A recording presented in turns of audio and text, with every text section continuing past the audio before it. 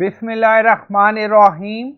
Assalamu alaikum. My name is Hassan and today we are going to import and export event in WordPress.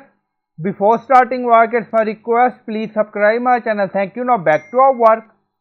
So this is our another website and we are in event section. Now you don't see any event. So first we are going to export event and then we are going to import. Now go to another website.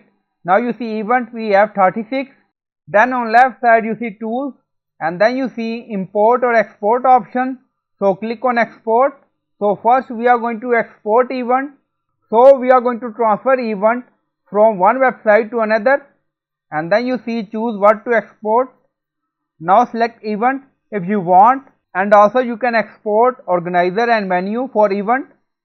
So first we are going to export event. Now select event and then you see download export file. So click on it and then click on save. So this is our XML file. Now file save done. Go to another website. On left side you see tools and then you see import.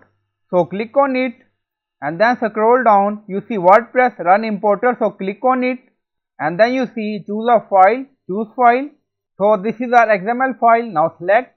Now you see file edit and then you see button upload file and import. So in this case you cannot transfer images with event, but you cannot import or export or transfer images of event.